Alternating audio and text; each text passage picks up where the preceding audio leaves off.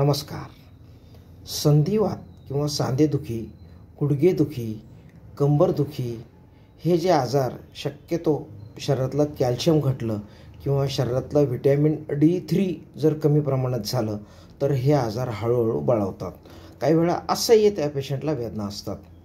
याच्यासाठी नंतर मग कॅल्शियम घ्या, पेनकिलर घ्या, अन्य प्रयोग माणसाला करावं लागतात. पण याच्यासाठी आयुर्वेदामध्ये अतिशय सुंदरसा एक प्रयोग आहे, ते म्हणजे आपला खाण्याचा चुना.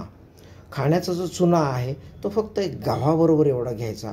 तो जो चुना आहे तो तुम्ही पाण्यात मिक्स करून घेऊ शकता, किंवा दह्यात मिक्स करून घेऊ शकता, किंवा ताकात मिक्स करून घेऊ शकता, किंवा उसाच्या रसमध्ये मिक्स करून घेऊ शकता, डाळिंबाच्या रसाबरोबर मिक्स करून घेऊ शकता, किंवा कुठल्याही ज्यूसबरोबर तुम्ही घेऊ शकता.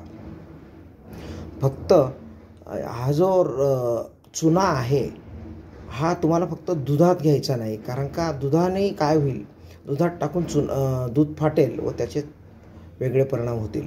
म्हणून तुम्ही चुना दुधात टाकून घेऊ नका. चुना अजून 2 पद्धतीने खाण्याची पद्धत आहे. दुसरी पद्धत आहे, आपलं जे पीठ आहे भाकरीचं किंवा चपातीचं, त्याच्यात तुम्ही चुन्याची निवळी करून टाकू शकता. किंवा तिसरी पद्धत जी आहे ती आपला माठ, रांजण, घागर किंवा हंडा, जे आपल्या पिण्याच्या पाण्याचे जे साधनं आहेत त्याच्यातसुद्धा तुम्ही चुन्याची निवळी मिक्स करून ठेवू शकता. सगळ्यांना चुना थोडा थोड्या प्रमाणात जाऊन हे जे आजार आहेत हे बळावणार नाहीत. चुना ज्यांना मूतखडा आणि पित्ताशयाचे खडे आहेत त्यांनी फक्त चुन्याचं सेवन करायचं नाही. त्याचं कारण असं आहे का त्यांचा हे संधिवात किंवा सांधेदुखी कमी होईल, परंतु मूतखड्याचे आजार जास्त बळावतील, त्यांना त्रास होईल.